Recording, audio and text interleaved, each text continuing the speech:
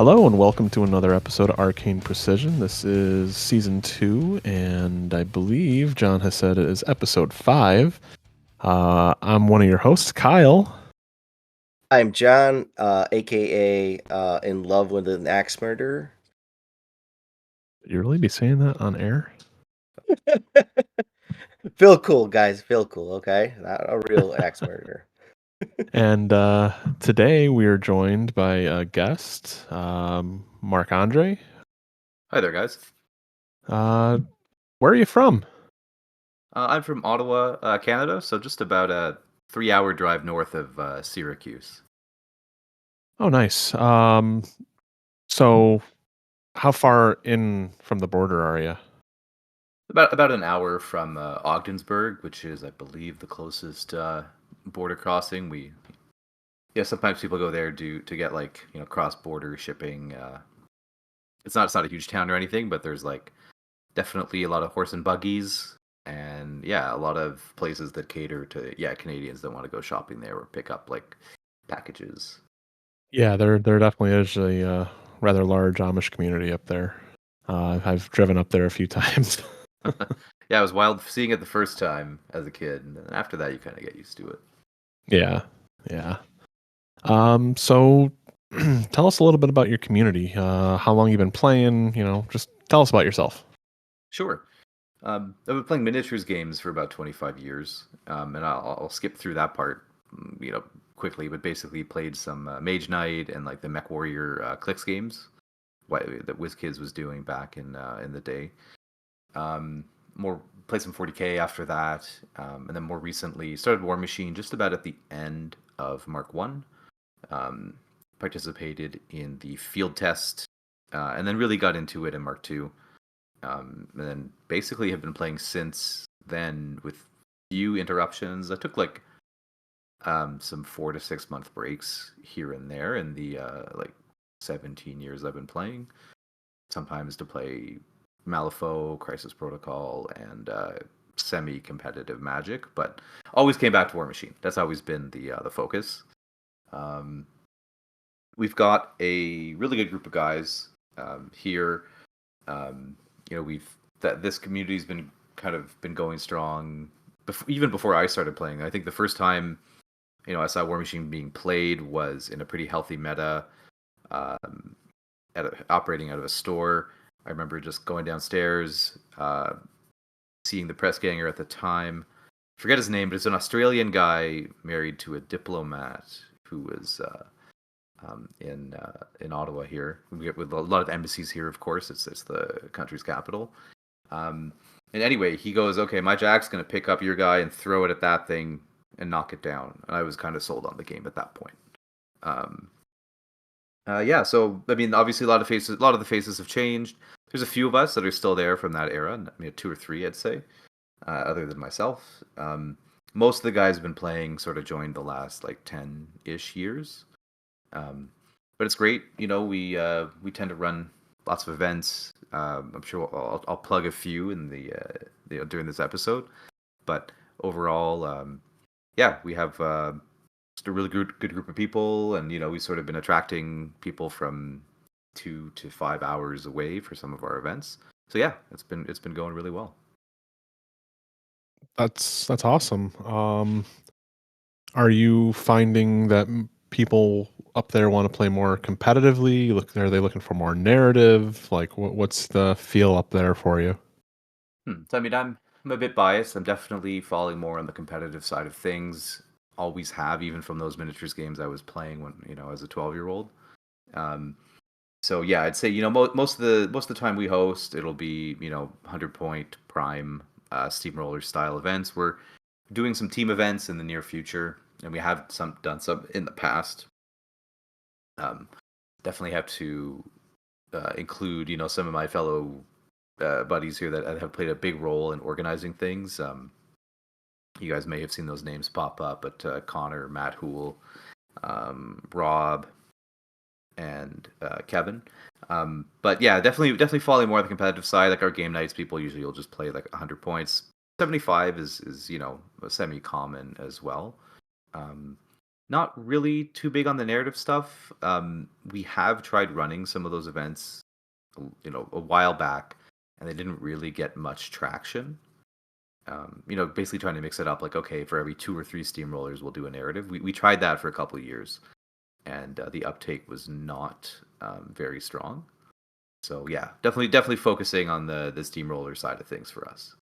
Okay. Do you think the lack of interest in that is more based on how the game is played or how the narrative is written and done?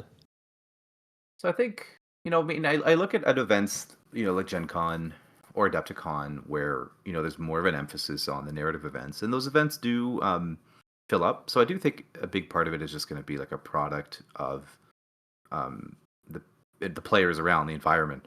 In our little local group, we've got 4 WTC players.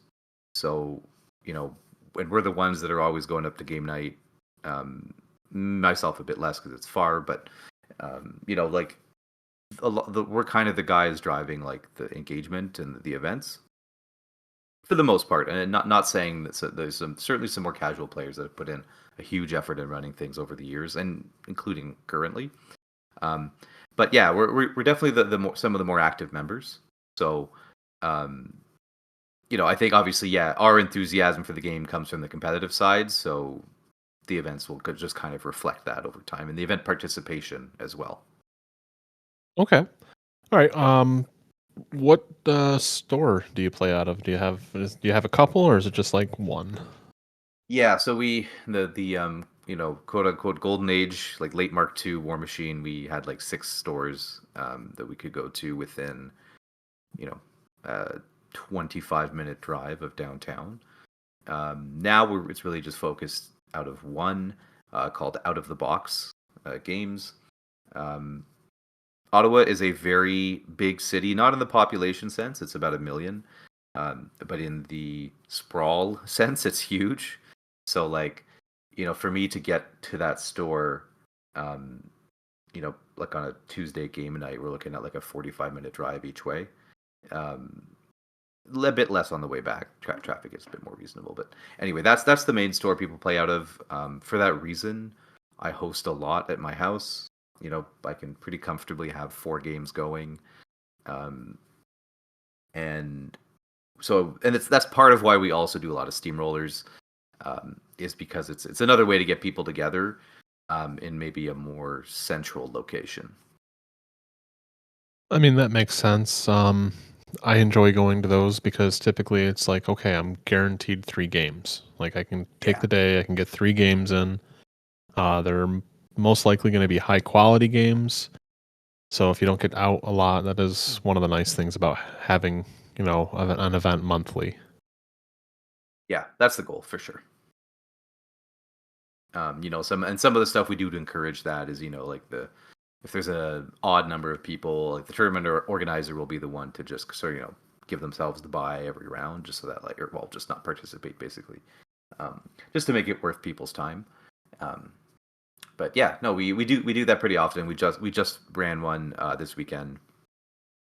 We're also sort of lucky that a lot of the guys have 3D printers here. So lots of creative trophies, for like best painted and first place and all that stuff. And I feel like that adds a nice touch to the, the feel of the events when you've got like a cool custom trophy. Maybe with an STL from Steamforged, they've sent us a few. But it's so easy now, right? Especially with the alternate models. Like you can make custom trophies like very quickly, and they end up really cool. Yeah, I believe it was Brandon Owens was like sizing up Vargas Yes, to I put on saw that. trophies, and that was a great idea. I thought doing stuff like that. Yeah, that was super cool. Yeah, it was really nice, really cool to see. I'm not used to my guests giving the segue, but I was going to ask about what's your thoughts on 3D terrain to 2.5 to 2? Ah, The age-old debate. yeah, I mean, obviously, so I don't have a car, so if I'm TO, it's a lot easier for me, to just bring the mouse pad stuff. But I, even as a quote unquote beardy competitive player, and I'll obviously acknowledge that the 3D stuff is way better, or maybe the 2.5D, let's say. Like when you've got those templates with the much better looking terrain placed on top. I mean, personally, I feel that's the ideal way to do it. Yeah, Like, as long as you return those things to where they go. I yes, think you need to be organized, and you need to keep your players like in line to make sure it all comes back to you. All Yeah, right. it Yeah. No. always. Like I think. Go ahead. Oh, the WTC last year in Germany was with all 2.5D terrain, and those guys really knocked it out of the park. Like it was so well painted, very consistent. All 80 tables. I think, and that was like maybe the best terrain I've ever seen at a WTC event. So, yeah, it was great. Yeah, it's like those Awesome. Germans are organized. Uh-huh. I am seeing a look, lot yeah. of terrain getting painted for this year's WTC, and I'm seeing a lot. So I'm interested to see what the terrain is going to look like this year. Yeah, well, I know some of the guys on the committee, and I know they're really committed to really meeting that standard that the Germans set last year. So, looking forward to it as well. Yeah, I've seen some of the stuff that Peter was painting and putting together, and it looked pretty cool. And he himself, he himself mentioned that he wanted to, follow the standard of the Germans last year, how well they did with the terrain. So that all makes sense. Speaking of the WTC, where and when is it this year? So it's Does in anyone? Ronneby, Sweden. Okay. About a 3-hour train ride east of Copenhagen. And it is October 23rd to 25th, if memory serves. 24th to 26th. Yeah. Those dates I sure hope those guys will be streaming it. They've been the moment of clarity, guys. They have been doing a lot of video, so hopefully they'll be doing some of that this year.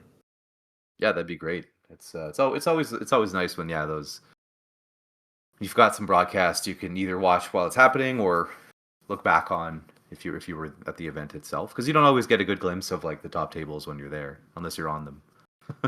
Yeah. They're usually in their own little like you know sequestered area because of all the streaming rigs and everything needing space and all the cabling and everything. Yeah, I saw the pictures last year of like the gantry and everything, and I'm like, wow, this is a nice professional setup. Yeah, big time. But speaking of team tournaments, I mean, John and I, we just actually were at the Boker Brawl this past month, the beginning of the month now.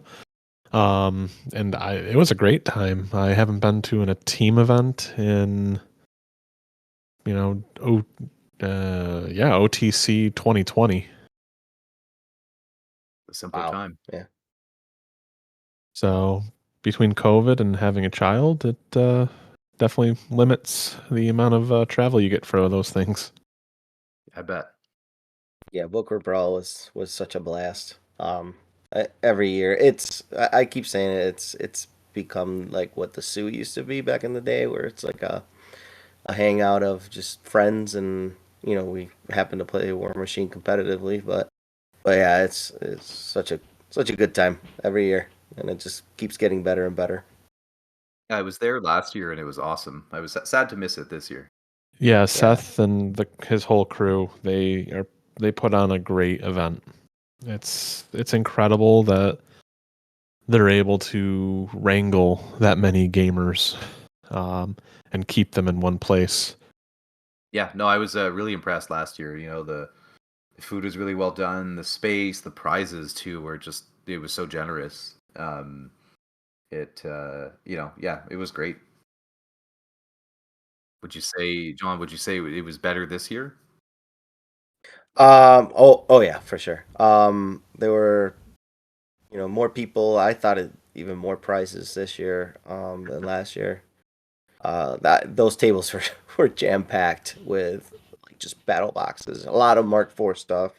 I think last year we were still trying to transition to to Mark IV as far as like product goes, and because of product being more available this year, they were able to get their hands on a lot, and yeah, the prices were amazing, and the attendance was definitely up from last year.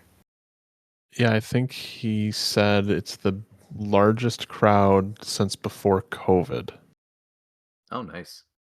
I want to say it was like 120, between 120 and 140 people.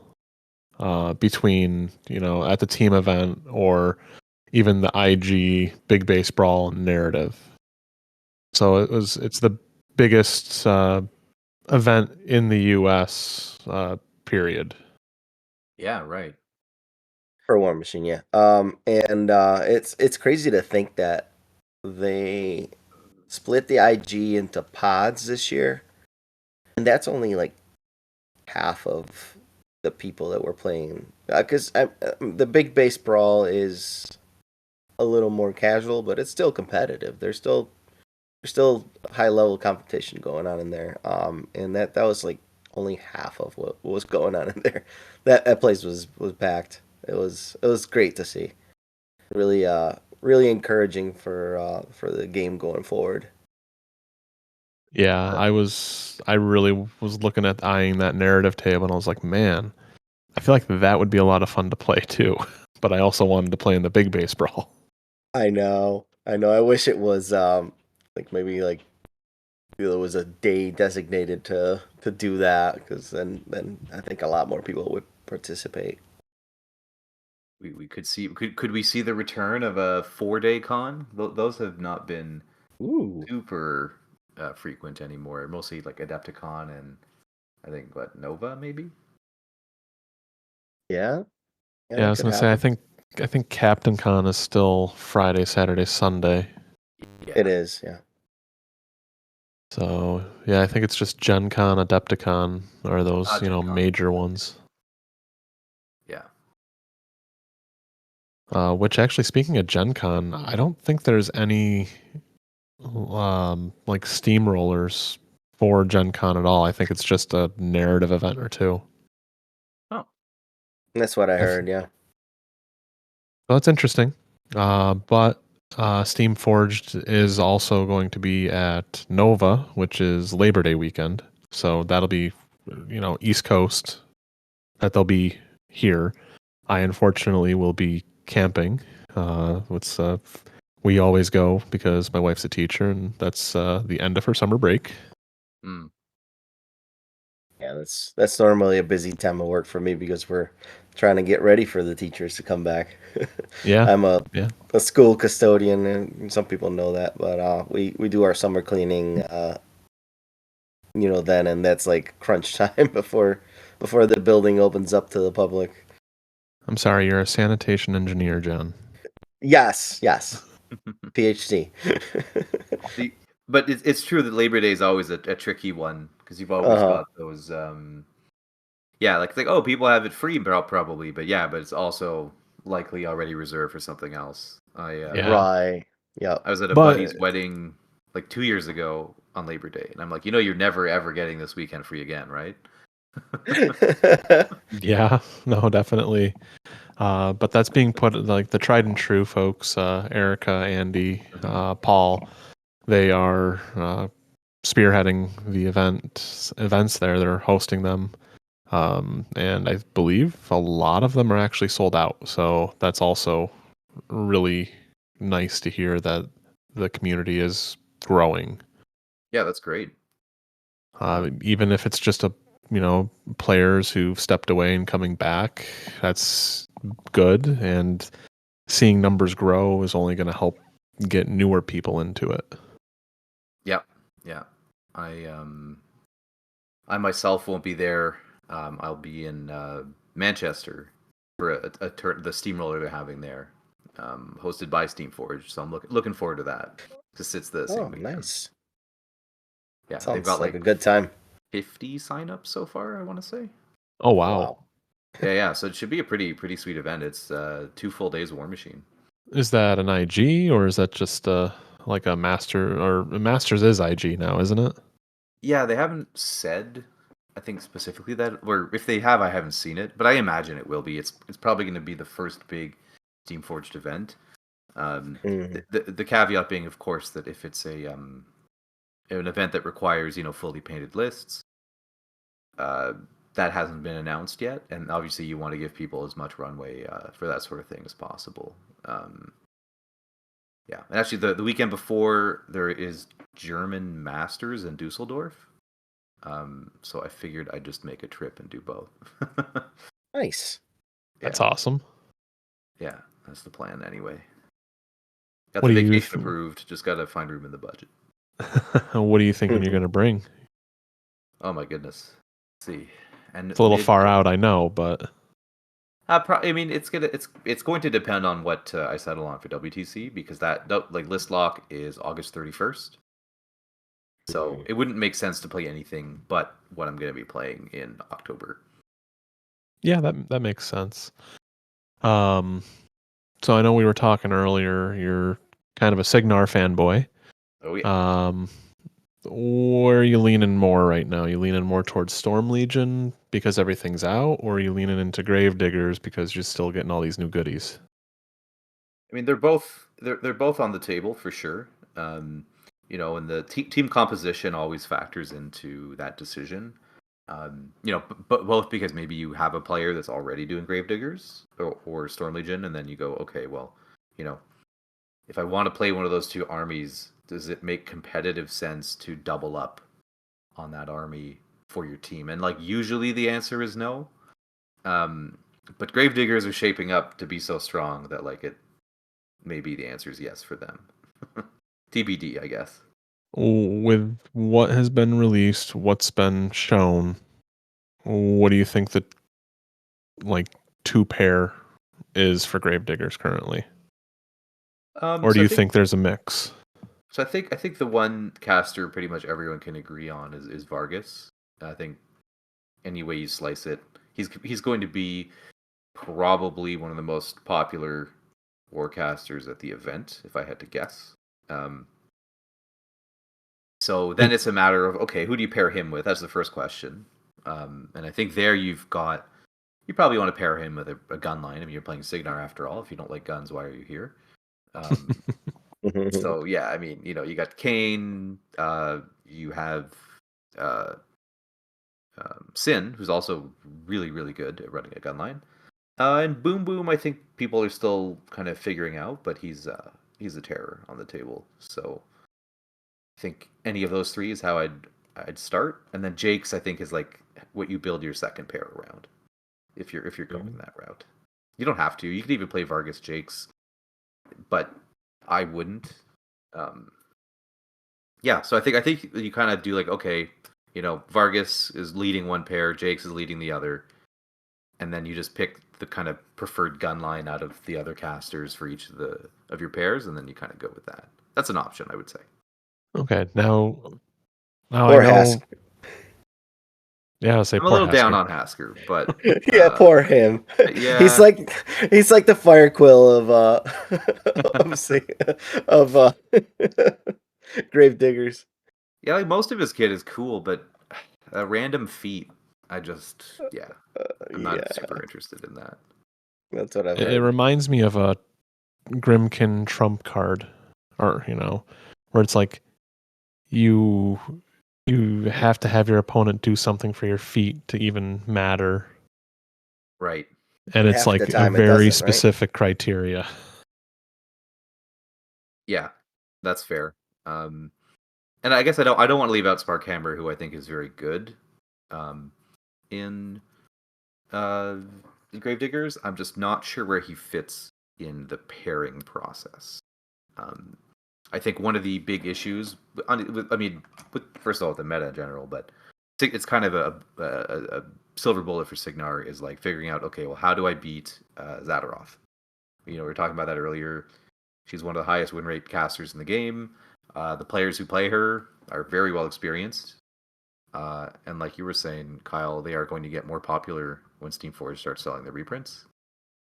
Yep. So you got to have an answer there. And I think Sparkhammer is not the answer. Yeah, because yes, he has Inhospitable Ground, but Infernals really doesn't care about that.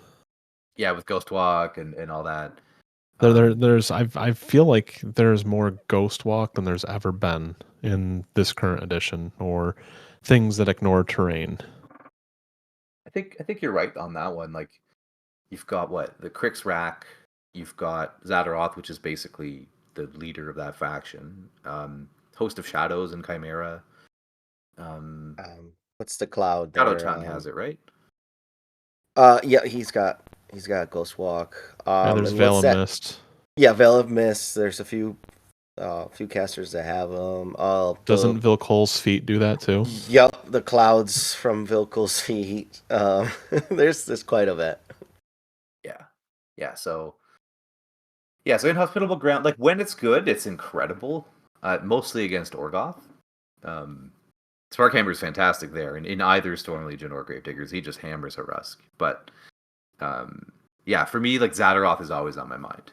It's like, what do I like? You know, anytime I build a list pair, she's one of those things I have to be able to answer. As is Harusk, of course. He's the most played caster in Mark IV. He has what, like a 60% win rate or something like that? Yeah, since the January update, he's a 60%, 61 maybe. He also accounts for like 9% of all games played. But just looking at Orgoth, what else do they have caster-wise that is even close to him, though? Because I feel like he's almost always played. You're 100% right. You know, all the other casters are sub 50%. Sabreth is the next closest, and like usually Orgoth players just put her on the table for Crix. Right. So I don't know if that's exactly saying he's the problem, or it's just Orgoth's options is the problem. I mean, he's definitely a problem, but Yeah, I maybe agree. a little bit of both. Yeah, It's possible. Kind of like I feel like Infernals is kind of the same way. We're seeing, you know, Zadaroth a lot because the other options are good, but that is just 9 times out of 10 the correct answer for everything. yeah, definitely. You know, she's got a kit that handles pretty much everything, and I think Ghost Walk's a big part of that. Mm-hmm. And then the rest of like the list choices in Infernals also sort of like give you the tools to produce a super well-rounded list. Yeah, I found as a byproduct, Kythos is also gaining in popularity because it does a similar thing that Zadaroth does. Maybe not as good, but it's something of similar nature, and it's good. It's really good. Played it against it at the Booker Brawl, and it was something. Yeah, Kythos is excellent. Super good caster. You know, doesn't have a million games right now, but leading the Crix casters right now in terms of win rate. Oh wow! Yeah. I mean, if you look at Boker Brawl, I think it was Kythos was in every Crix pairing, but like 1 or 2. That's not surprising. Yeah. Yep. I would say the one big difference between him and Zadaroth is he doesn't have a 5-point solo that makes his army immune to knockdown and stationary. And right, Tactician. Yeah, and yeah, sorry. Yeah. You're right. Tactician is huge. Yeah. But he has sludge thralls. I hate those things so much. True. Well, you're never going to see brute thralls anymore. Probably not. Not many. Oh, because of the other the beefy boys from the Congo? Yeah, being FA2 now. Yeah. They like there's an argument to be made because like, you know, as we probably all know, the worst thing in Warmachine is to be living. So I think there's still like an argument for the brutes at times, but yeah, overall the criterions are just so much tougher to kill. Yeah, I prayed them with Black 13th, and then I was like, why did I do this? But, you know, headshot's a thing. Yeah, and it's still it probably matters if you're playing like Kane, that it's pushing them just high enough to maybe one-shot them. That feels good. I mean, I played Kane into Kythos, and it was okay. I was able to shoot through his feet, but I had already gotten enough table position where I could stand still and aim to kind of just overcome that. Yeah, that helps a lot. Otherwise, I playing would have had to back in- out of his feet and shoot into it. Were you playing in Storm Legion? Yeah, I was playing Kane with Storm Legion, 4 Corsairs, Nice. and Deuce. You have to, of course. Yeah, I was playing Andy Cash's list. So I usually played with 3, but I really wanted to try 4 Corsairs because I just picked up my 4th one finally. It's good enough reason, and they are great. I mean, guns that ignore cover, stealth, concealment. Gotta love it. Yeah. Why do you think defensive feats right now are where the meta has settled? I think some of it is the fact that like pretty much every rack has a damage buff, but not all of them have accuracy buffs. Means you have some armies that might not necessarily have a great answer. Now, like, don't get me wrong, Carnage is still in Crix and in Orgoth, so like the hit buffs are out there. But the other thing being, I think like damage output in Mark IV is pretty high. So like if I can hit, I can pretty much kill anything, with a few exceptions. There's Vargas, and Horus Skrulgast, but yeah, like I think that's kind of the thing is like, you know, if your defense is high, your opponent misses, you know, 0 damage goes through. If you have a 2 or 3 armor feat, well, most of the damage is still going through, even though you had that feat up. They also happen to just be extremely flexible casters. Like, you know, outside of Zadaroth's feat, like she's nuts, right? She's got like threat extension, extra damage, terrain mitigation. She's got a really sweet gun, and I think Kythos also has a really good gun. You know, he's got 3 rack slots with a very strong racks and cricks. So those are just like good casters, and then they help deliver their army with that defense feat. Yeah, and Zadaroth, of course, also has the range reduction. Can't forget that. Yeah, it's like I feel like Zadaroth has a few too many things. He has no real weaknesses other than maybe the Tormentors being melee 1. But that's something we can exploit. Yes. Except for they can walk through everything because, you know, Tactician and Ghost Walk.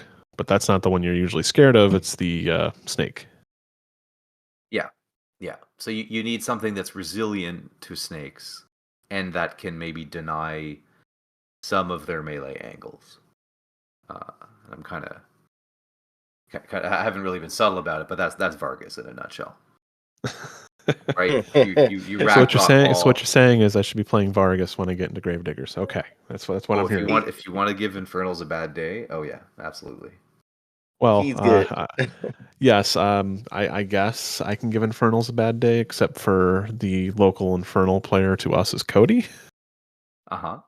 So he's probably already played that a few times because Rick is going into Gravediggers as well. I've heard that. So yeah, I'll just be that little seal that he'll get to club on his way. Oh, you might surprise him. I believe in you. Yes, you are. You are the stealth shark. Yeah, sure. We call him Stealth Shark because he's always saying that he doesn't get a lot of games in and blah blah blah, and then he goes and dominates our steamroller. I see. He's hustling the other players. Yeah. Oh, hustling! You know, the person who went 4-4 at Boker Brawl Hey, because you didn't go. our team go had 1-7. bye. Oh no. John, you played in the IG, sir. You were with all the sharks. Oh my gosh, it was. Who was in your pod? Never ending. I was not in the most competitive one, but it was still very competitive. I hit Ryan from Buffalo, I hit Phil from Buffalo, and I hit Blake from East Coast somewhere, and I think Okay, it's yeah, JVM's meta, and yeah. they're Blake's all a very very strong player. yeah very good players. So they're good games, but yes, I got my teeth kicked in. Yeah, Blake's a very good player. Anytime him and I have played quite a few games, and anytime I'm able to give him a close one, either win or loss, I'm like, okay, well, whatever I just played probably is good in Orga. I don't know how he's on Crix, but Oh I forget yeah, what one we played against him with Orga. he had a well. It's funny because he had a little spiel when we started playing. He's like, "Yeah, I'm kind of getting into cracks, trying to find my way in it." And he goes and does all his stuff like perfectly. I'm like, "Oh, that's figuring it out for you." That'd be like years and years of practice for me. Yeah, I see he was playing Sepsira and Kythos. Yes. Yeah, I think Yeah. that's going to be the Crix pair for of the year. It seemed like it, yeah. Yeah, Sepsira just punching from a million miles away and harder than any other caster, and then of course Kythos with his feat that lets you deliver the criterions and everything else. He dropped Sub-Zero against me, and I had Boom Howler, and basically it was like, oh, you can jam and feet. That's cute. Here's all this. So he jammed even harder and with stuff that actually does kill my stuff easier than I could kill his. And yeah, basically it just ran over the table. Yeah, I imagine. Yeah, the sludge thralls are pretty frustrating if you're playing like 4 units of Marauders, Yes, yeah. where they just Every run up to time. you and Yep. Every time I killed one, boom, there goes another two Marauders. Yeah. that's rough. hmm But no, it was good. It was good. Good experience. Definitely what I signed up for. So, John, I know you want to talk about a few things. Do you want to get into the kind of main topic, kind of talking about this kind of stuff we have been? Yeah, we can kind of discuss it a little bit. So I was listening to the last episode of Battle Driven. Well, right now they have a new one, but the one before that, the one that With they were Erica. talking about, yeah, with Erica, they were talking about War Machine Enlightenment and all that kind of stuff. And shout out to Battle Driven. It's a great podcast. You should listen to it. You already do probably, but anyway. So the idea of like different kinds of um, ideologies for War Machine, competitive ideologies, sort of like sparked my brain and got me thinking about what other ideologies are out there, and I wanted to kind of discuss some of them because there's a lot of talk about like meta chasing and that some other people like to uh, play jank or run dark horse lists and it's sort of it's interesting to think about what drives a meta and all those things put into one and it makes the whole what I'm talking about. I'm really bad at explaining this kind of stuff, but I like talking about it. So I'll let people that know more than me talk about it, and I'll listen. I mean, there are a lot of ways. Yeah, you can approach like your list building, and I think that's kind of where you were going when we were talking about it earlier. Um, you know, whether or not there's like an optimal list. We certainly I've heard different times in War Machine's history. I've heard, oh well, like this faction is solved or this list is solved. This is the best thing you can build. Um, and I mean, I think there have been some short periods of time in War Machine where, yeah, you know what, there probably was like just some lists that were close to perfect. I should. How long have you guys been playing roughly? So 2011 for me, so it's been a bit. Okay. Yeah, about 2012, 2013 for me. So Mark II.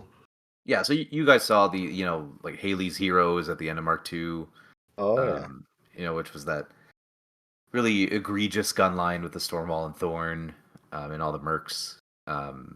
You know, and in Mark III, I mean, at the end of it, you know, Marcy's Wormwood list was just a thoroughly unpleasant experience in how it just like did not let people interact with it. So like, I think those two lists, and it's not just those two, but those two are sort of emblematic of, you know, maybe a point in time in the game where, you know, there really wasn't too much to innovate in that faction or in that with that caster, because someone had already figured out, like, probably, you know, competitively speaking anyway, like the strongest list. Now, of course, those parts of those lists probably would have been nerfed had a new edition not come forward. So it's always sort of like an arms race between what players can come up with, new releases, and then, you know, of course, whether there's like a balance update or a full new edition overhaul. And of course, with Privateer and now Steamforged committing to those yearly January updates,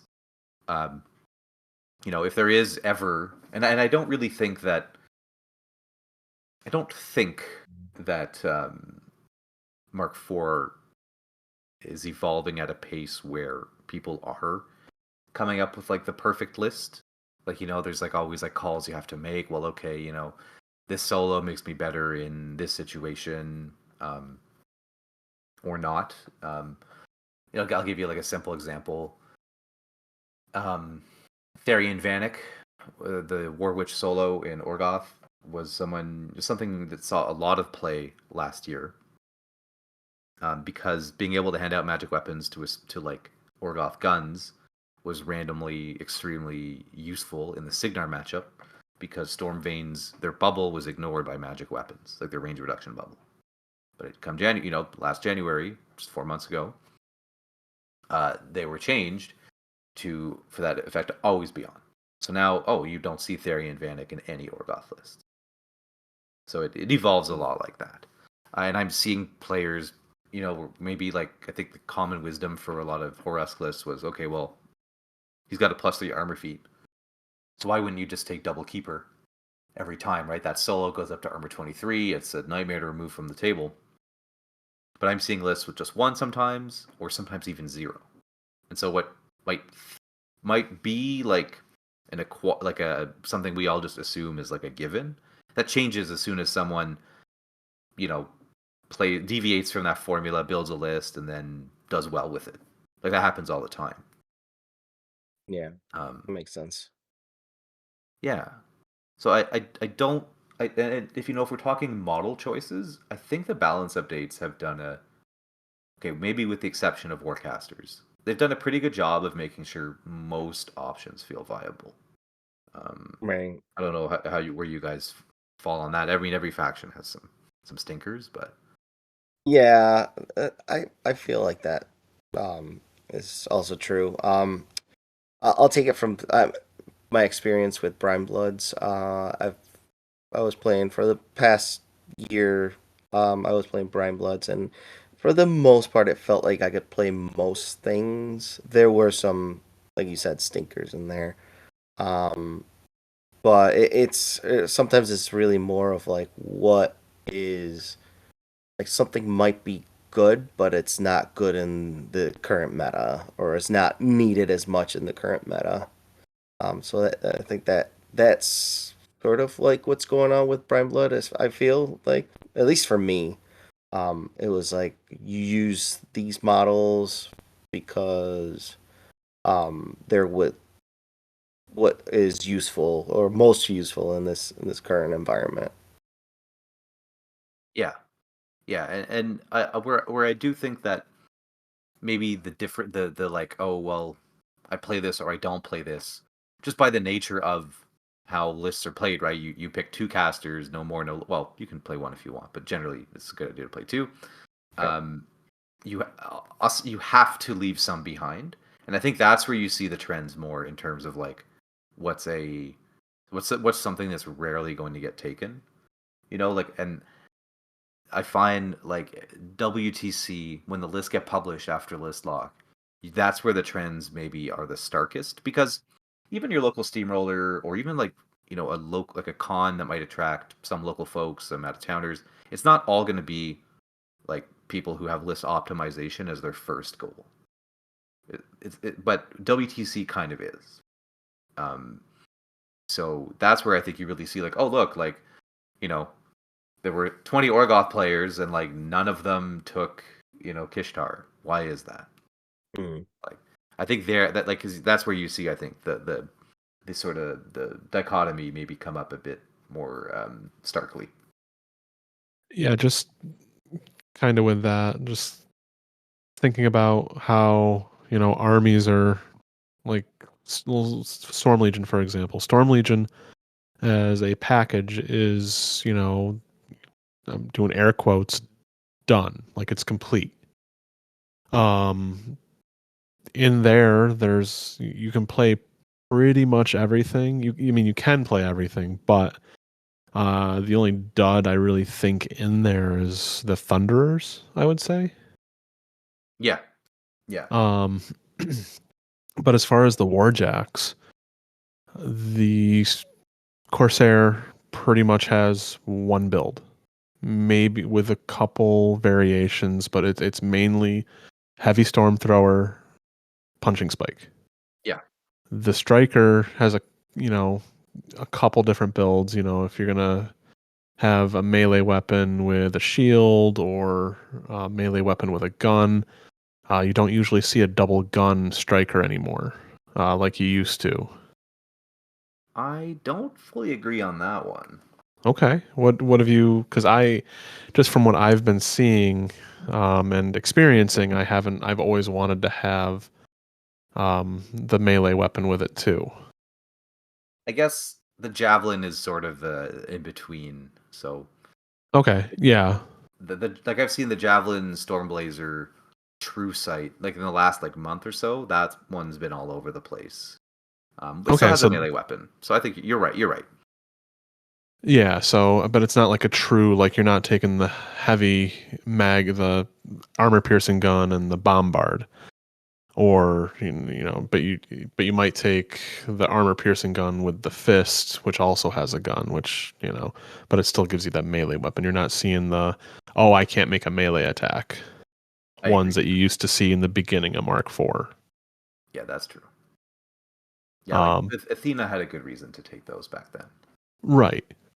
Yeah.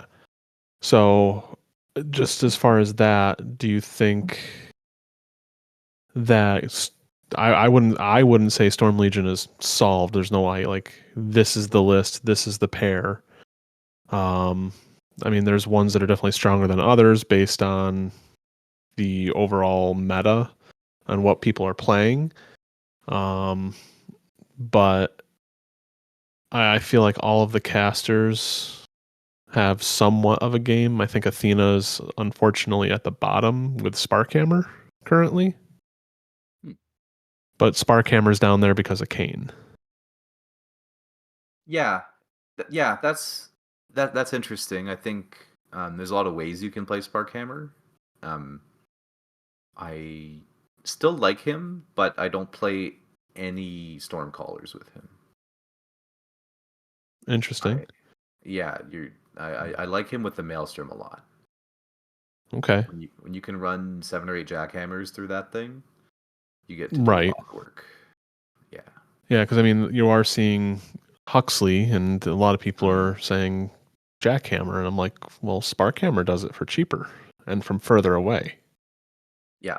Yeah, I think So it's definitely something I've been looking at, but I haven't really settled on any sort of a list. no, that's fair. And Huxley is the one that I've been seeing pop up a lot. Like I think in the span of 2 weeks in Europe, like 2 very strong players, mind you, won with Storm Legion, and they both mostly played Huxley, and they actually both played the same list, the exact same.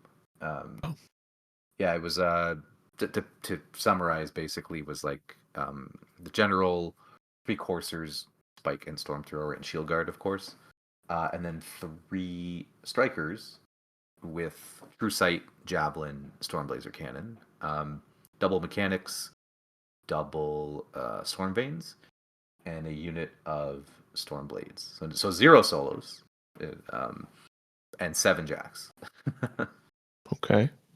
And I have been playing that list, and I can confirm that it's really impressive what it can do on the table. Mostly just abusing Iron Horse in air mode, but there's always that turn where you go ground mode, and it feels like the right choice too. Super flexible caster, does pretty much everything you'd want him to do for a Warjack. Right, like full throttle plus Iron Horse is and all the empower that you'd ever want is just so much focus efficiency. Yeah. And I mean those mechanics, they're not easy to kill either. No, not at all. Yeah, 12-17, 5 boxes. They're tanks. Probably why they cost 5, but that's okay. They don't die to blast damage. Yeah, I was gonna say most other Empower bots die to blast damage. Or E-leaps, or Yeah. Yep, mine just did last week I played. They basically got sniped. I think it was what's that? Ricochet? Yeah, Ricochet. Where you hit something and then you just kill whatever's next to it. Was it the Shades? I was playing against old school Signar with Kane 1. Oh, okay. And yeah, he I think Ace was shooting. Yeah, Ace was doing some ricochet shots, and Ace would has plink. Ricochet. Yeah, it would plink. It would plink. One of the Arcanists every time. It was interesting. Yeah, it hurts when you start having to allocate with your caster, doesn't it? Yes, it did. Whenever I'm playing Kane and I have to allocate, I'm always like, he's doing this begrudgingly. He does not want to do it. Yeah. But it's funny that you guys were mentioning about the how there was only a limited loadout that's popular with the Signar Jacks, and I feel like Brian Blood has like the opposite problem. Oh, yeah. Well, not really a problem, but the Deepborn has so many options that are viable. Like every time I built a list, it was like, what do I want it to do? And I could probably make something decent with anything that it has. As opposed to like the units where it's like, I need X amount of Marauders to make this work. Unless I'm playing something like, Firequill or actually, I don't even know what other lists wouldn't take Marauders. Yeah, I mean, I imagine all the other casters are going pretty hard into like 3-4 units. Yeah, pretty much.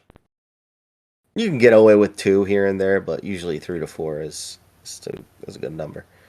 So would you say then it's Firequill that lets you play the most like diverse, builds of Warbeasts? Yeah, like a Firequill, Shadow Tongue, I felt you could get away with a little bit of variety. But yeah, it was mostly Firequill.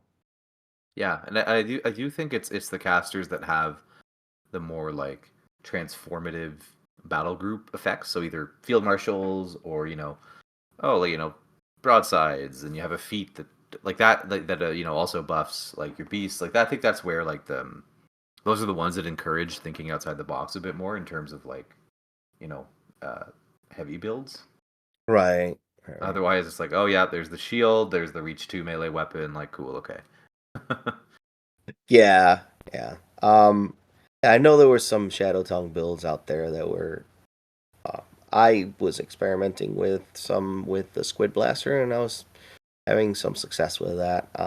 But I tend to like bounce around ideas with list building, so it didn't stick too long. And then someone from Eric from our local meadow is like, hey, those Squid Blaster tires were pretty good. I'm like, oh yeah, did play those. They were pretty good. But yeah, Yeah, no, that's the one that got buffed in January, right? That Squid Blaster. yes, yeah, I it think it went did. up in range.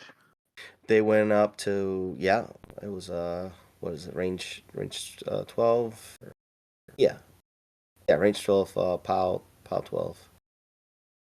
It went down to POW 12, but I mean, you could still. Right, you have Rage Right, yeah. and the Fire Cool feat to buff it. Fire Cool feat, Ragemonger's Oh yeah. fee is actually wild with any sort of boostable gun. Um, same guy Eric was doing the math. He's our math geek, and he was doing the math, saying how boostable weapons are so much better under Ragemonger's feet, than regular, guns. Yeah, Um, yeah, for sure. I mean, it was, yeah, it was some sort of number. Usually, it's like unboostable. It's like around +2, and then boosted is around +3. So it's definitely a difference. yeah, no, that's great. And I think, yeah, I mean, I do like that the range options feel like there's more variety in them now, and they feel a little more live. Maybe I feel like, and hey, maybe come November this year, I'll go, oh man, could we please get a balance update? Everyone's always taking the same 3 guns. Yeah, I might feel differently then, but it is nice to see things kind of get shaken up a bit. And now that all the chassis are magnetized, well then I don't have to go like, okay, I guess I rip this arm off and I oh yeah. yeah, That's how I used to play 40K back in the day. Like, of Or course, you, yeah, oh, plasma just guns. go buy another heavy. yeah, Yes. Yeah. We were like, yep. plasma guns are in style. All right. Well, let's hack this melt the gun and make it into a plasma gun. That's what got me 100%. into Warmachine was an edition change where I had like a fully mechanized army, and then tanks were a death trap for troops. Yeah. Was that 4th to 5th or 5th to 6th? 4th to 5th. Yeah. Yeah. The Because I the was playing Rhino Blood Rush. Angels, and their Razorbacks were amazing, and then I they were remember. not amazing. Yep. I remember.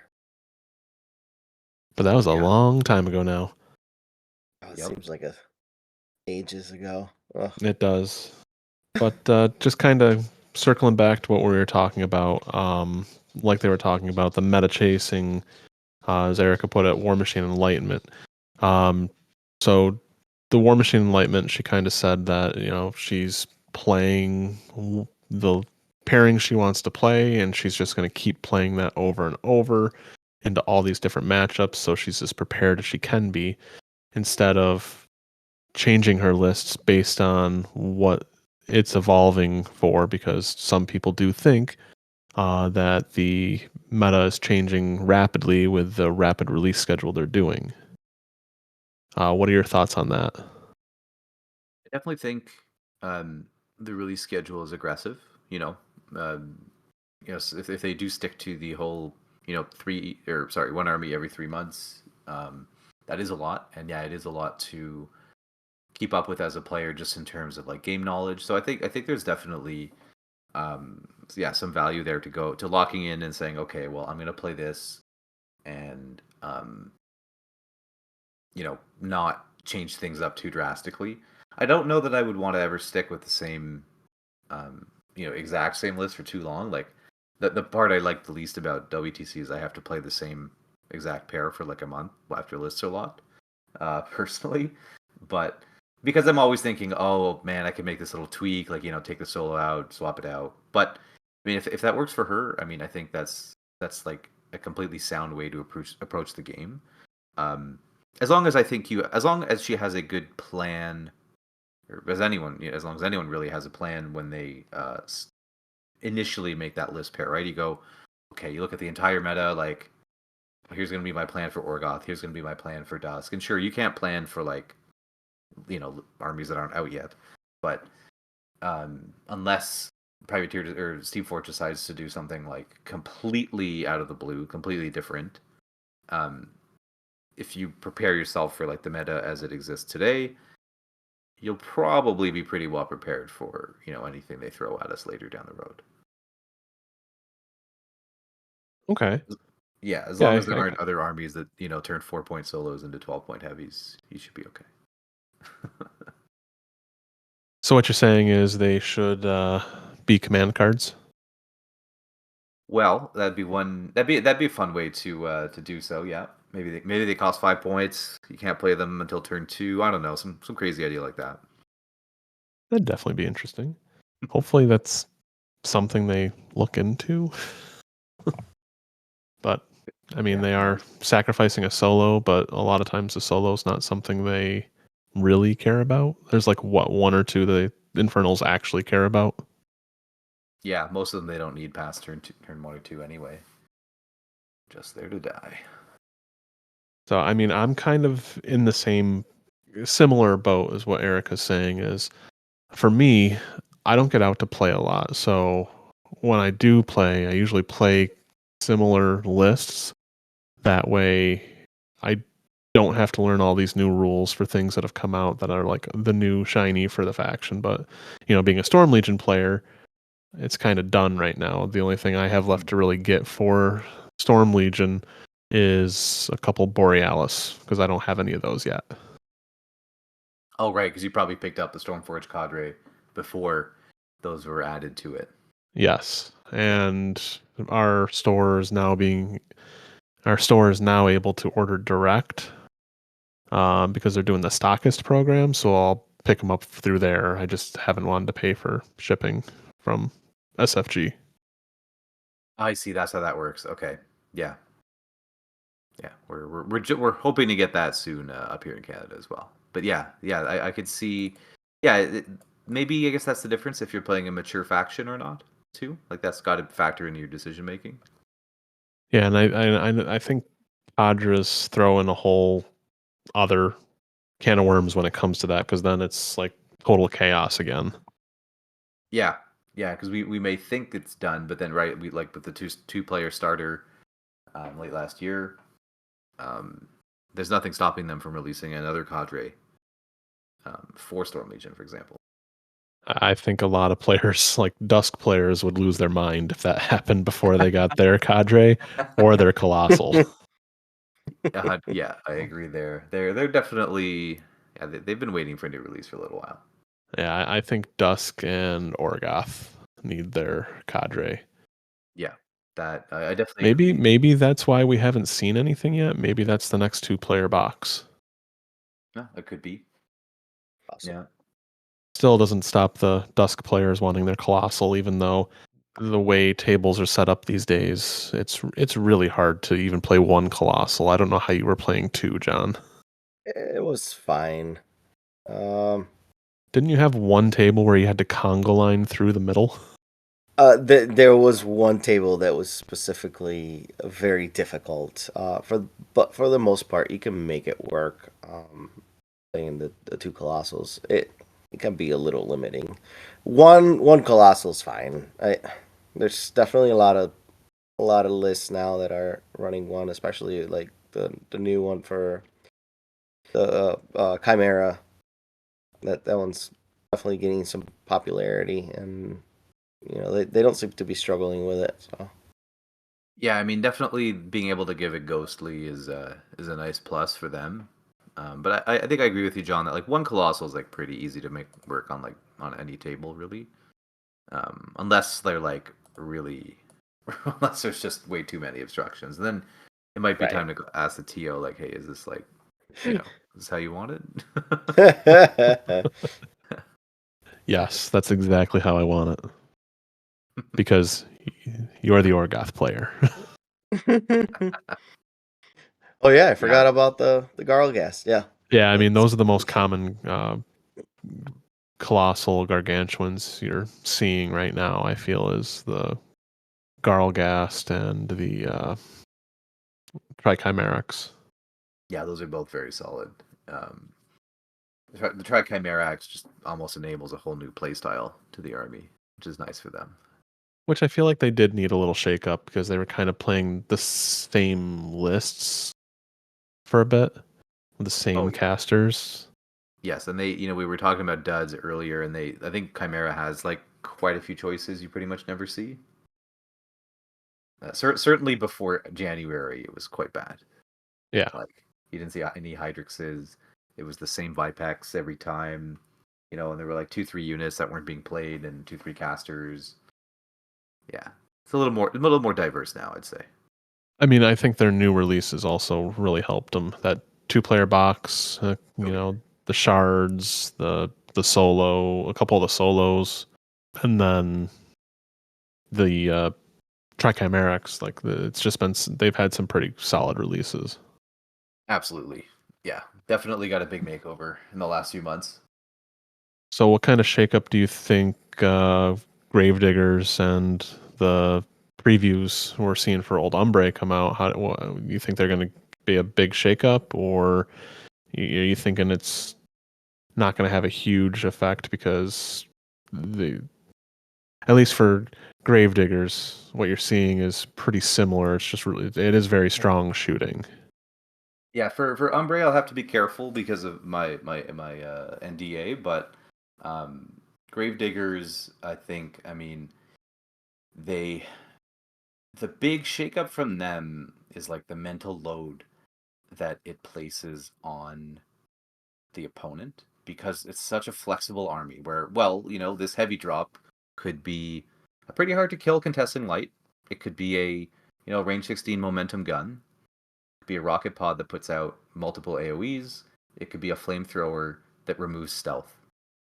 And then the light drops could be, a damage buff to my guns, could be a speed buff to my jacks, could be 5 stay deaths on a solo.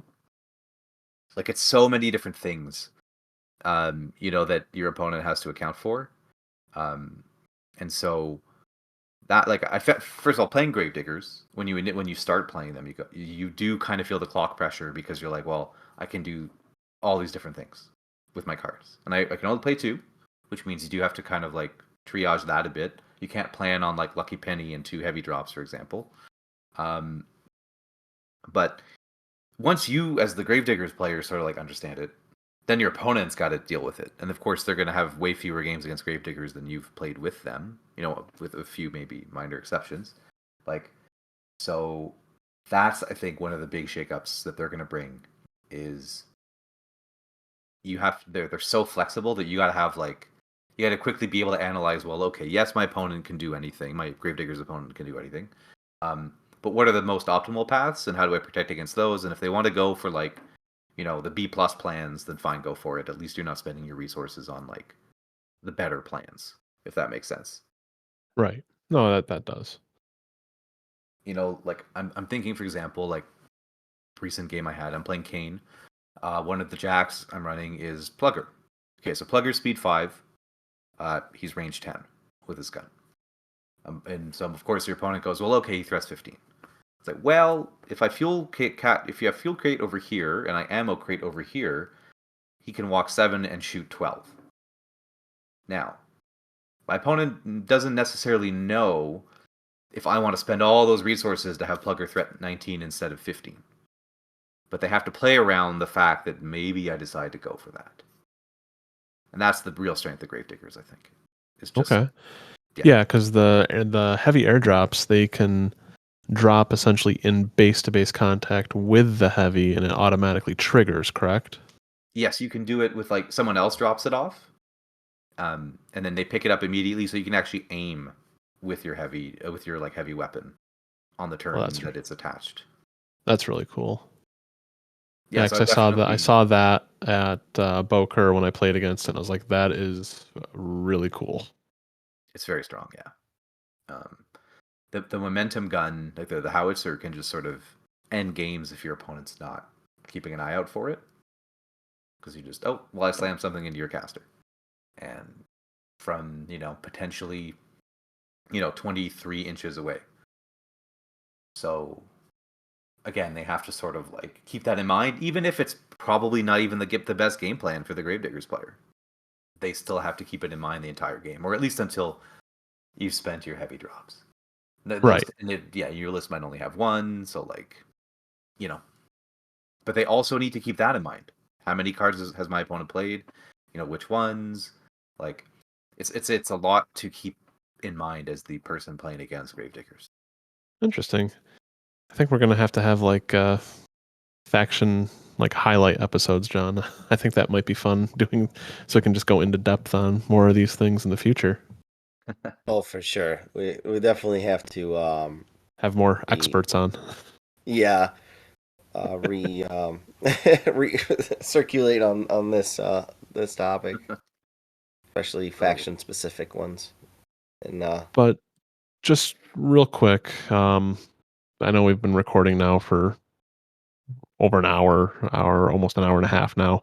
But w- what do people need to do? What do you think is someone wants to get into competitive Warmachine, get to that highest level of play? What do they need? Like, what do they need to do to try to get there?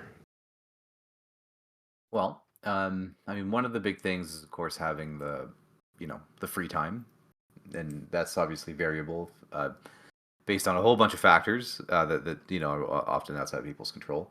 But I think regardless of how much free time you might have, having a good sparring partner, right, is going to be good. Like you can have a 3-hour game or a 2-hour game where you don't learn much, but you can also have games where you might like you don't really play it like a normal game of Warmachine in the sense that like, oh, I made an obvious mistake. Well, then we'll just correct it and we'll play from there. This is a lot easier to do on War Table, of course, where models can just be shifted around and it's really easy to do. But having a friend who is both willing to have that kind of game with you, which might not be, it's not exactly a real game, and someone who is also sort of analytical minded, where you go, oh, you know what, like that last turn, if you had done this instead of this, this puts me in a really tough position, and I think you win the game from there. Um, so that the game becomes even more of a conversation than maybe it was before, where it's really more about you talk it out. But in that process, your 2 or 3 hour game can sort of like become multiple games of Warmachine in that one session, because you determined that you got to a certain state and like, okay, I get assassinated, or okay, I lose on scenario. And rather than just go say, okay, well, that's the game, let's go out for a beer, let's go out, I'm going back home, whatever. If you reach that state in a 30-minute conversation, you can just like basically play another game. So that's like using it efficiently.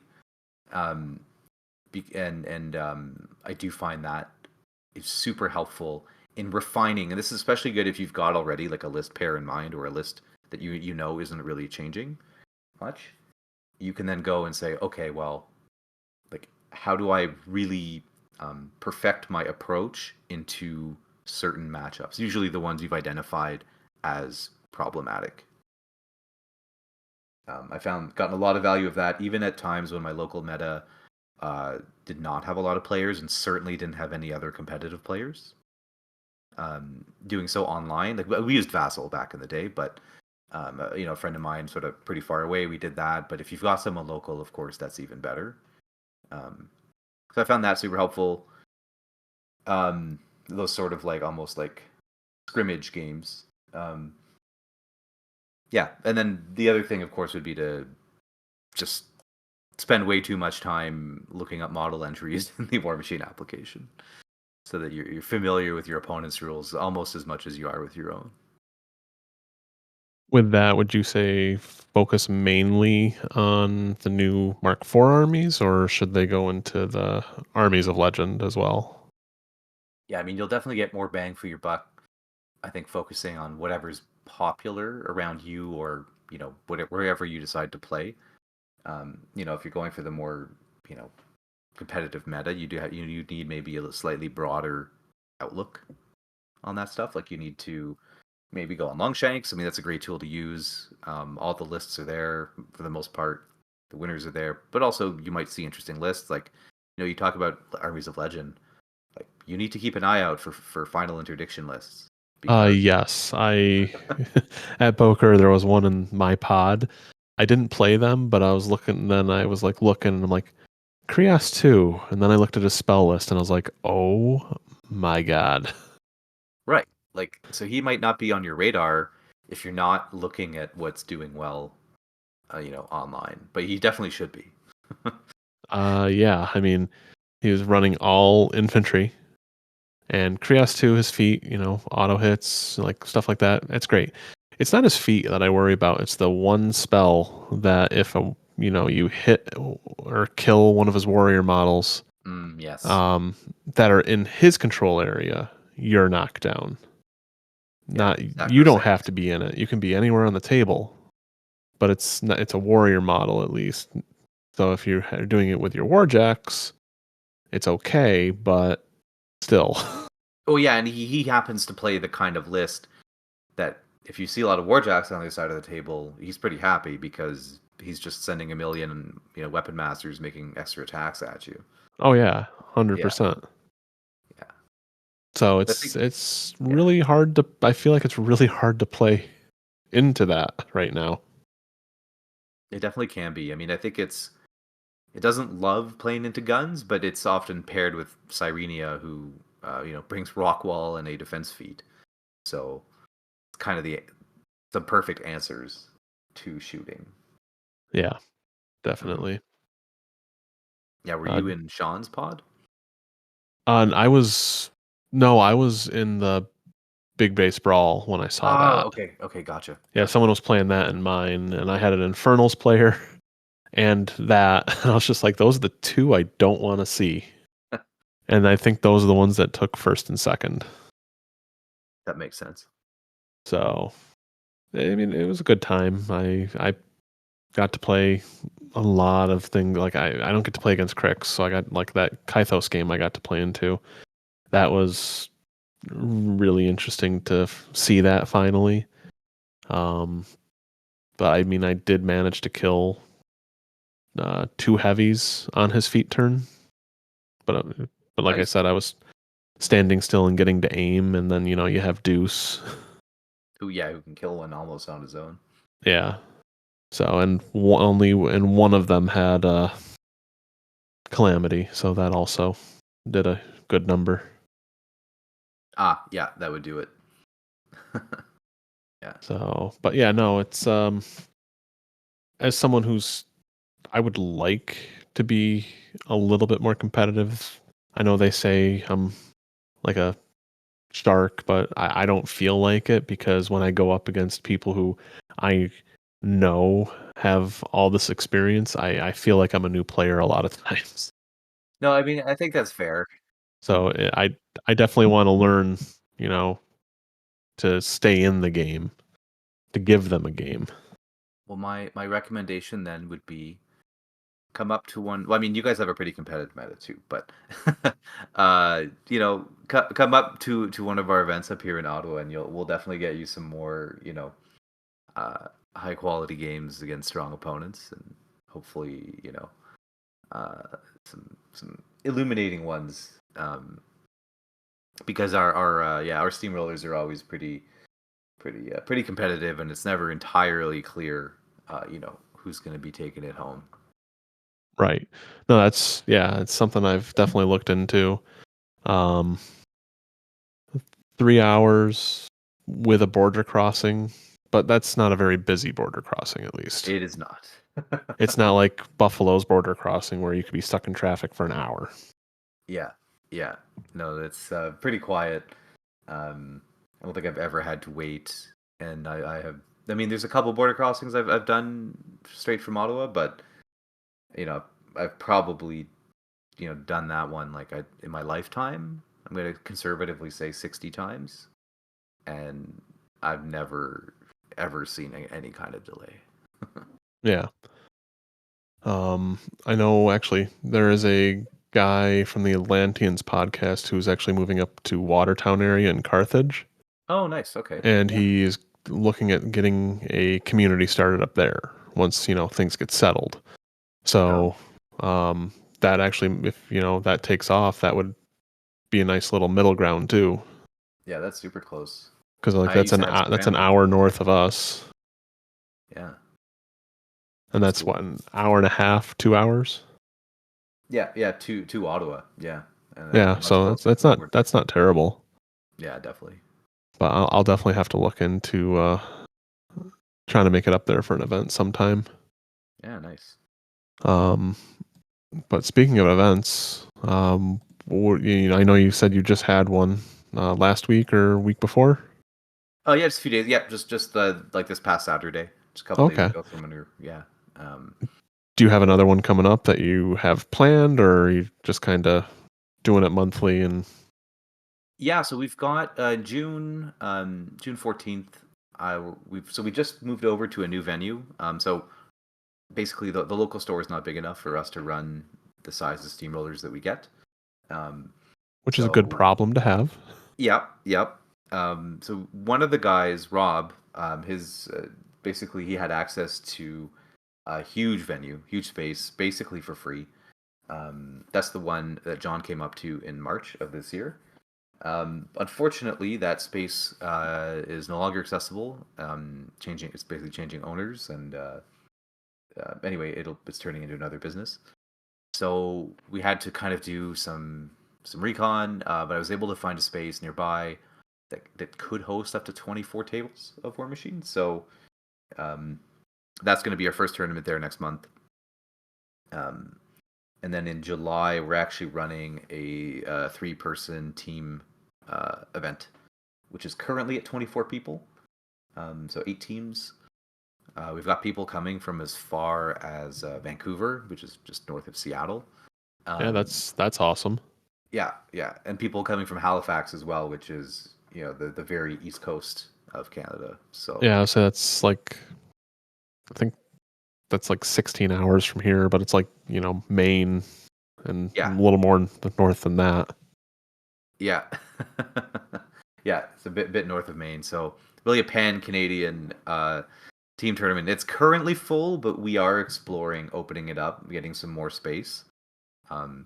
If that is of interest, the event organizer is on Longshanks, and you guys can reach out to him, and we could probably get some more space going. But yeah, we're really kind of we're hitting the ground running, and I think August. I don't have an event up yet in Longshanks, but the plan is to continue doing some sort of event there. And yeah, what about you guys?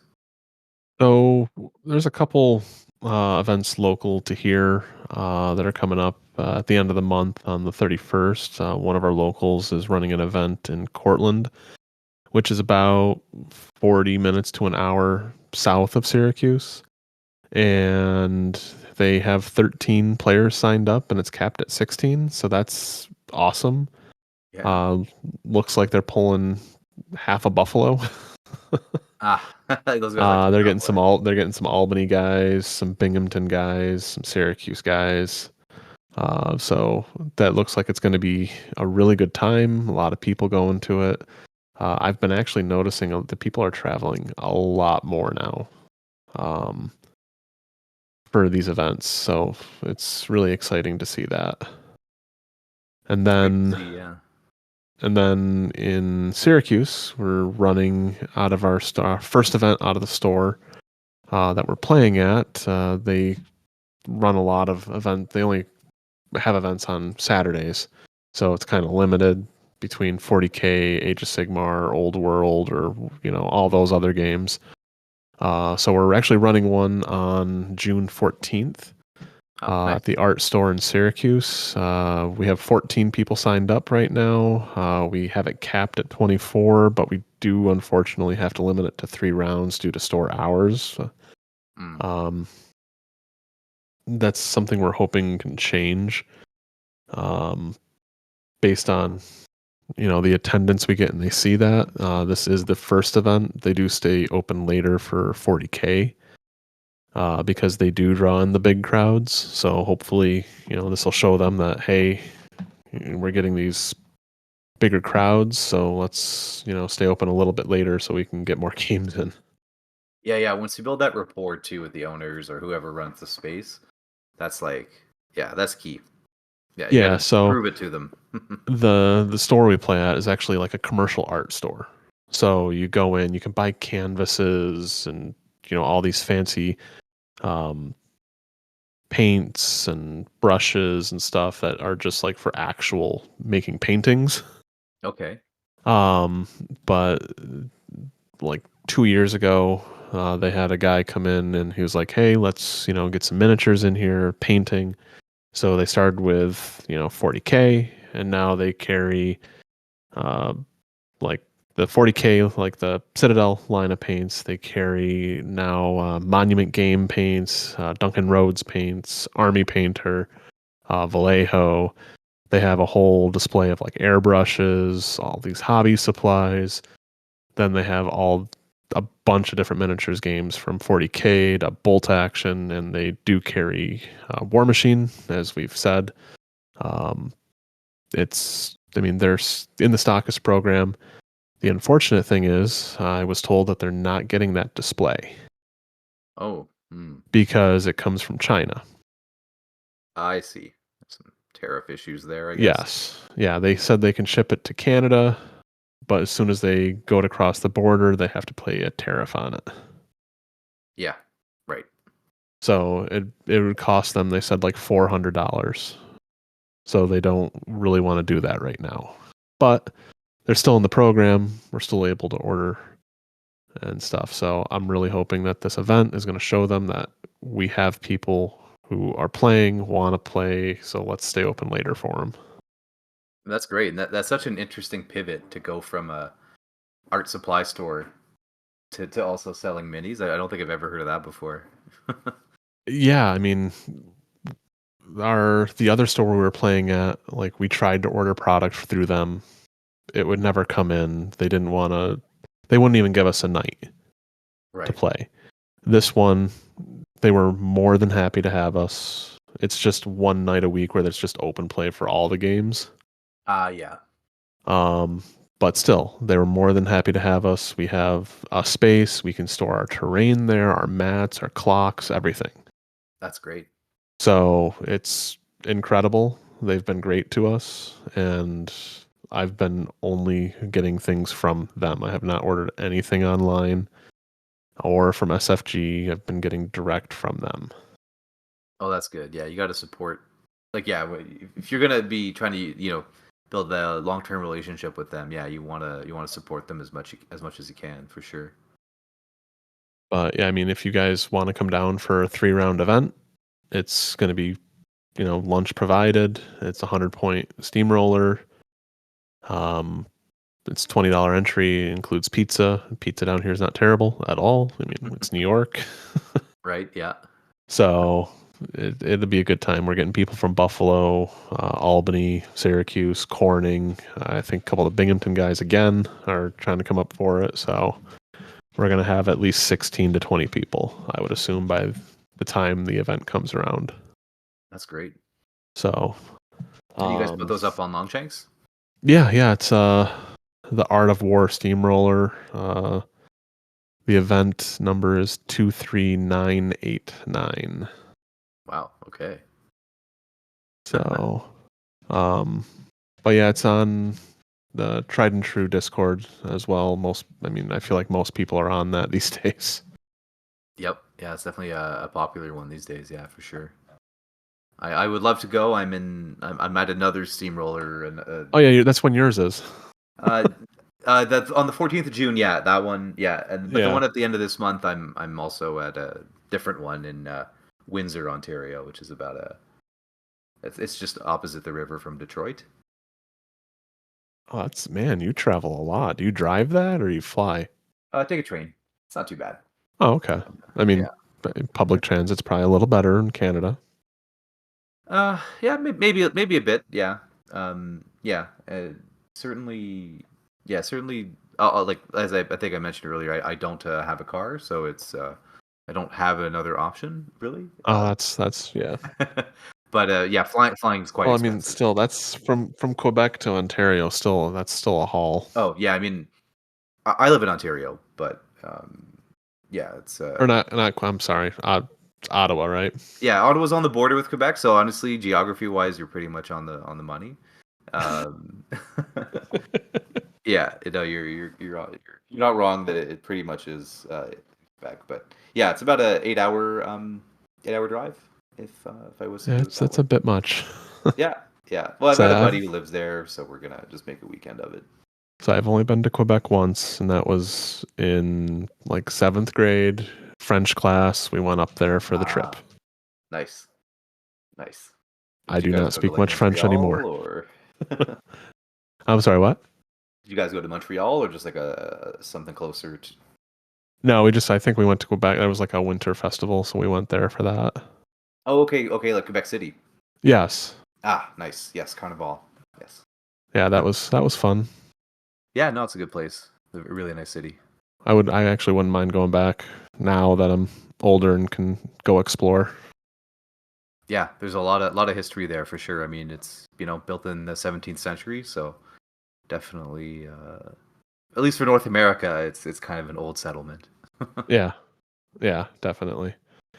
I mean, pretty much anything on the East Coast, that's what you're going to get for a lot of the bigger cities. Yeah, it doesn't get much older than that. But so you have those two events that you talked about, and the ones that you're running at the store or the event space you have. What kind? What kind of crowd like size do you usually pull in for those? So the March one that John came up to was our biggest in a while. So that was 20. That's amazing. Yeah, which was really like super validating to see. We put a lot of work into that one. So yeah, it's closer to somewhere between 12 and 16. I think is more what we see. It depends on people's availability, right? And of course, day of, if you've ever run events, there's always a drop or two like the night before, just sort of the nature of people's availability. But yeah, somewhere between 12 and 16, I'd say is the average. That's awesome. I mean, thinking back to this time last year, were you running events? Definitely less frequently. Less frequently, yeah. Yeah. So you're consistently getting, events that size now. So I mean, that is a good sign that the health of the game is coming back to where it was, and Absolutely. and I hope it surpasses it soon. It's Same. gonna be tough to get back to Mark II days. I think back to the Because I agree. there's less of a market share that they can grab these days because there's so many different games. There's a lot of games.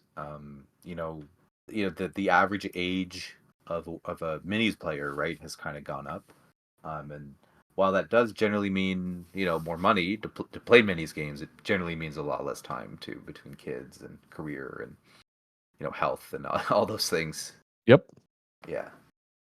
So you basically you build it and you hope people will come and I spend a lot of time promoting in other cities' discords, Facebook groups, but ultimately there is a critic a maximum that you can reach, I think, just based on the people's availability for sure. So do you guys have a like a location set up on the Warmachine community finder? We do. Yep, we do. The store, so out of the box, is listed there. Like we have guys that play there every Tuesday night. That's the Warmachine night. But yeah, we are up there, and it's not the easiest thing to find new players, but we do get them once in a while. Or so Ottawa's being the capital, there's often a lot of military here that will sort of maybe go to a different city for 3 years and then come back, or you get other people get posted. So that's like one area where we get a lot of people that play, either the civilian or the armed forces side. Yeah. Definitely get a lot of players from that background. Okay. So that looks like is that one of the best places to get a hold of you guys if they're in the area or they're looking to get into the game? Like, is that the Yep, pin? that'd be one. The other one would be our Discord. So I actually run an online league every month. It's mostly just been a Canada thing, but we've gotten a few guys like Ryan McCon and Chris Gunther playing pretty regularly. Okay. And so I run the league out of that Discord, and I've been doing so for about a year now. And again, there we're getting 20 to 24 participants. It's not as big as the Delaware one, I mean, Joe is a machine. Yeah, yeah. It's not as he promotes it more than I promote mine, and he's also been doing it longer. So of course, they're so yeah, it's not quite that big, but yeah, like 24 players is pretty common now for that league, and I'll be starting up a team one sometime in June, like a three person sort of team league. See how that goes. That's really cool. Yeah. We had a few Europeans try to join too, but I had to be clear that the North American time zones would be prioritized, and they didn't really stick around, unfortunately. Yeah, I mean that is one thing I've had when I did a couple of the leagues for the Tried and True or the Null. It was difficult to try to get games in against some of the Europeans just because of the time difference and my limited availability. Yeah. When you add a 5 or 6 hour gap to that, sometimes more, it's difficult. Yeah, because I mean, like I'm like from on those, it's like I'm free pretty much any day after 7:30, 8 o'clock Eastern. Yeah, they're like, well, I'm in bed, so Yes. yeah. So it's like someone has to either stay up late or wake up really early. Yeah, there was one of those. I think it was the one of the VTCs where we got matched up against Australia, and I'm like, well, I guess I'll be waking up at 3 a.m. to play a game of Warmachine. Exactly what you want to do. Yeah. Thankfully, I think it was a holiday in Canada when that happened or something. So we made it work, but yeah, it can definitely be a bit of a challenge. Yeah. Do you have anything else you want to plug up there, or anything that you're doing that you'd like to plug so people know? No, I mean, I think that's it. I mean, if you want, I can give you a link to our Discord. I don't know how you guys do the show notes, but that's all John, and he's not here, so I'll agree to it. he can add it later. Yeah, cool. Yeah, then no, that'd be it. I mean, we're big things are happening, but it's so it's a work in progress as always. Yeah, and I think that's what it's going to be for. I mean, it's always going to have to be. I actually watched a video today that Uncle Minion did from Tabletop Minions on YouTube, and he was talking about how miniatures gamers, we have to advocate for our game.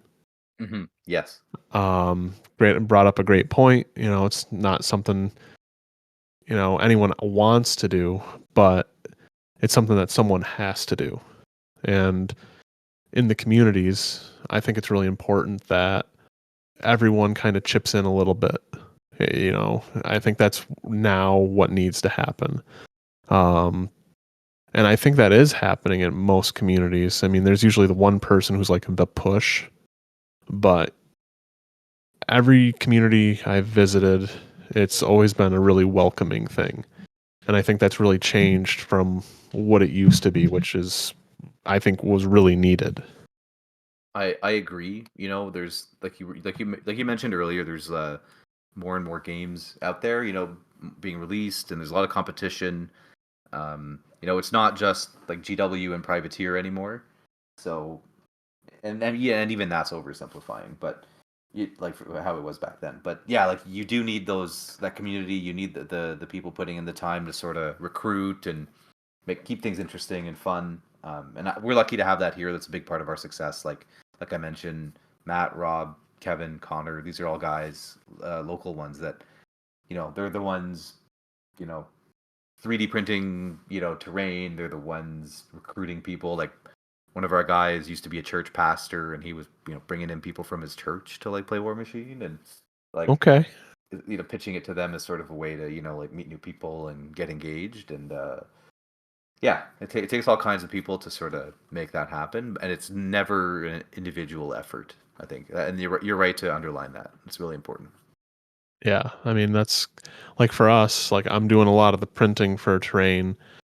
John is, there almost every week playing games. I don't get out as much as I want to, but he's there. I'm printing terrain for them, and a lot of the other community members are painting it, and it is just this one huge community effort to make sure we're drawing in those eyes.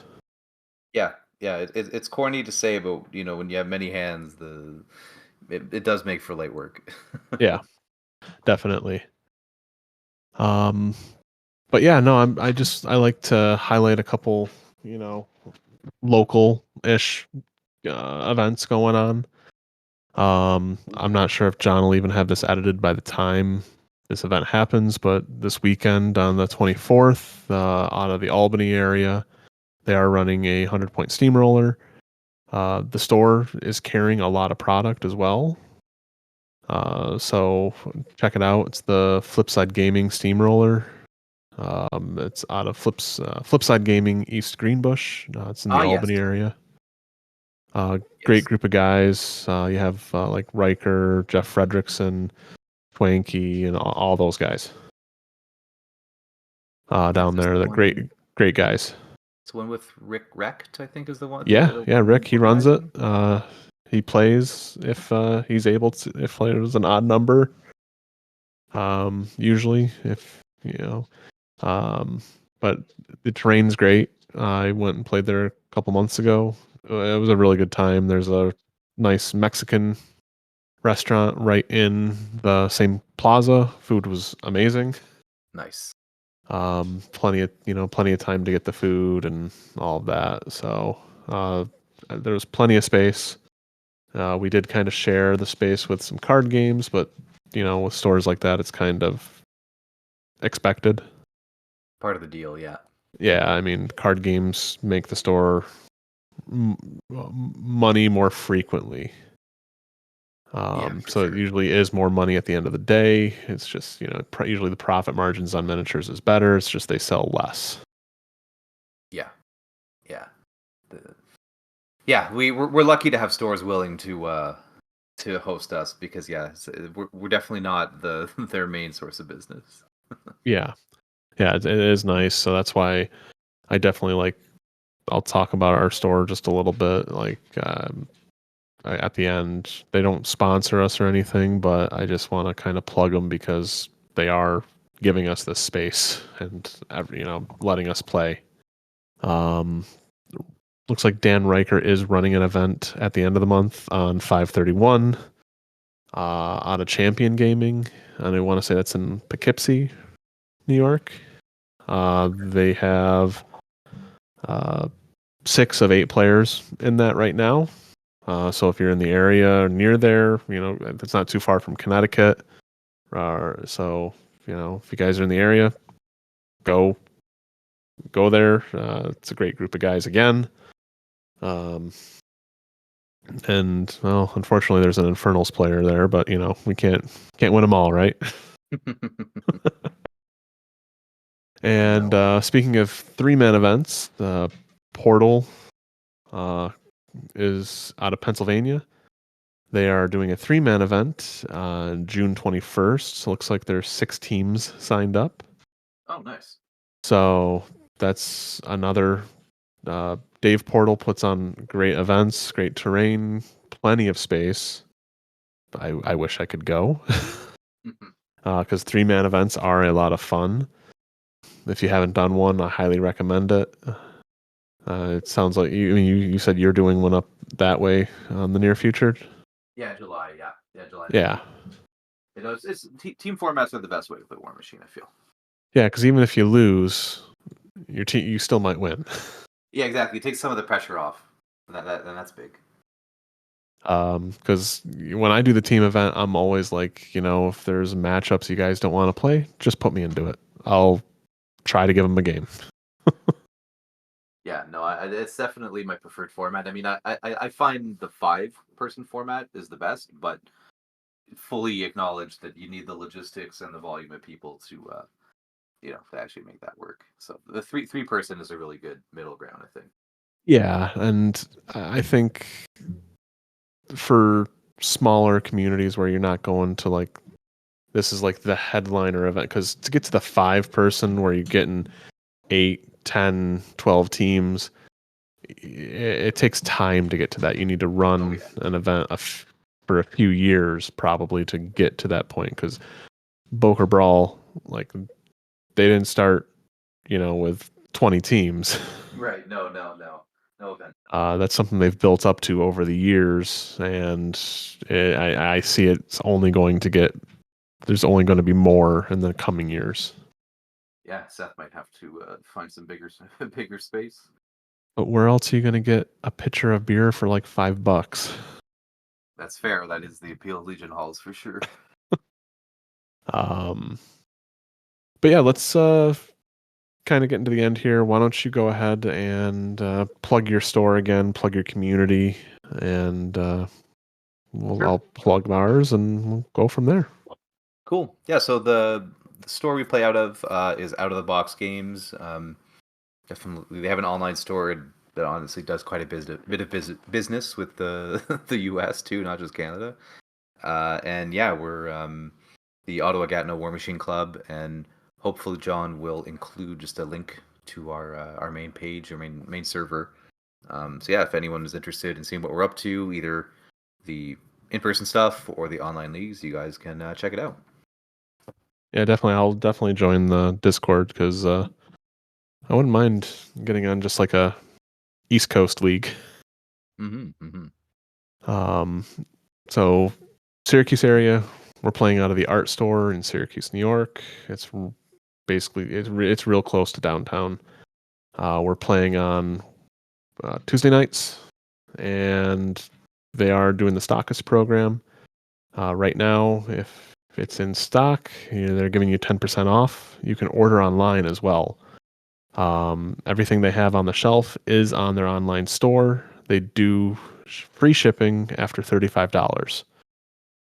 So if you're not in the area, you can order it and they'll ship it to you. So if you want to get, from not just, you want to get it from a brick and mortar that is supporting the game, not just an online retailer, that is an option. They also do have a rewards program.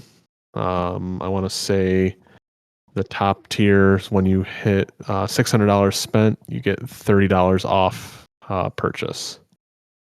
So $600, it's basically you buy a new army and then you get $30 off the next thing you want to order. So on top of the 10%, it's not a bad thing at all. So definitely check them out. artstorecny.com. And if you're in the area, come out. More than happy to play some games. I'm sure John won't, but he should include it in the show notes. Again, we're not sponsored by him, but we just want to support them since they're letting us play there and taking up their space. So anything else you want to add? No, I think that's it for me. Really want to thank you guys for having me on. It was good to chat.